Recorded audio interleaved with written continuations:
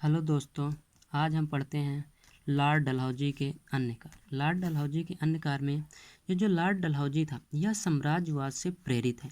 डलहौजी विलयवादी था।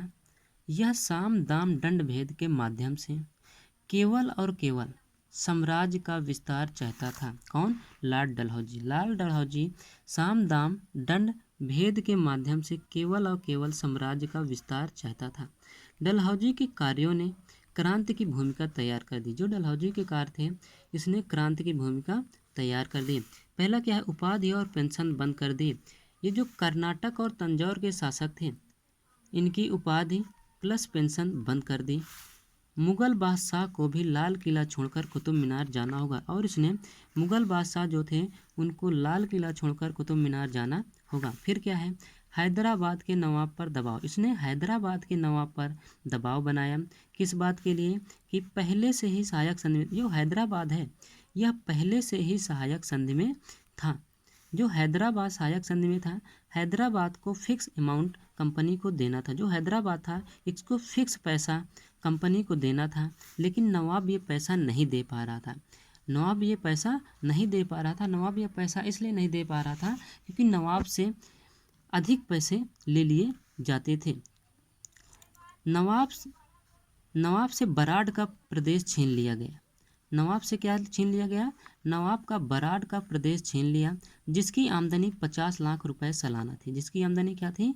जो बराड का प्रदेश नवाब से छीना गया उसकी आमदनी 50 लाख रुपए सालाना थी। फिर क्या है? अवध का विलय।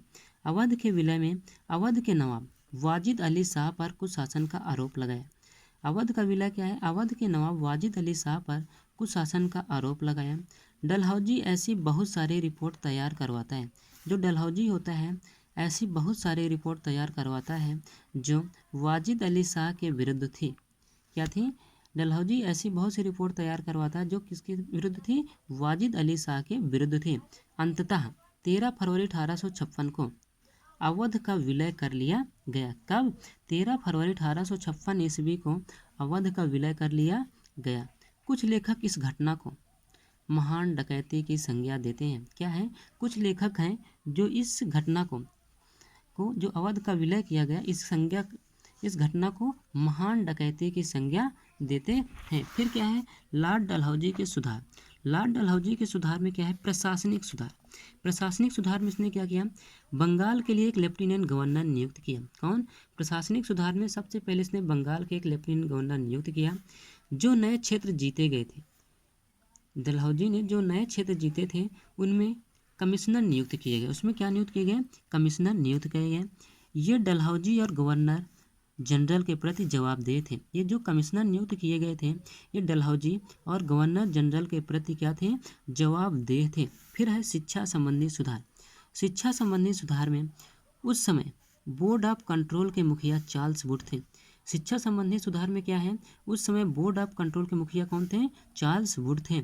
इसे वुड डिस्पैच कहते हैं। क्या कहते हैं? Wood dispatch.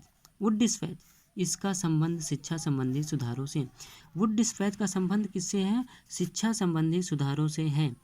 पहला क्या है? शिक्षा को प्राथमिक, माध्यमिक और उच्च शिक्षा में बांटा गया। शिक्षा को कैसे बांटा गया है? शिक्षा को प्राथमिक, माध्यमिक और उच्च शिक्षा में बांटा गया है। आज की शिक्षा प्रणाली का आधार यही है। आज भी जो शिक्षा प्रणाली का आधार है वो यही है, प्राथमिक, माध्यमिक और उच्च। और इसने क्या किया? कॉलेज ओपन होने चाहिए या कॉलेज खुलने चाहिए। ये जो डलहौजी था, कॉलेज खुलने चाहिए। लंदन यूनिवर्सिटी की तर्ज पर प्रत्येक प्रेसिडेंसी में एक यूनिवर्सिटी बने। जो लंदन यूनिवर्सिटी थी उसके तर्ज पर, लंदन यूनिवर्सिटी के तर्ज पर प्रत्येक प्रेसिडेंसी में, जितनी भी प्रेसिडेंसी हैं उसमें एक यूनिवर्सिटी बने। इस यूनिवर्सिटी का काम केवल परीक्षा लेना हो। ये जो यूनिवर्सिटी बने इनका काम केवल क्या हो? इनका काम केवल क्या हो कि यह सिर्फ क्या लें? परीक्षा लें। फिर है रेलवे सुधार। रेलवे सुधार में क्या किया? इंग्लैंड में रेलवे 1825 ईस्वी से शुरू हुई थी।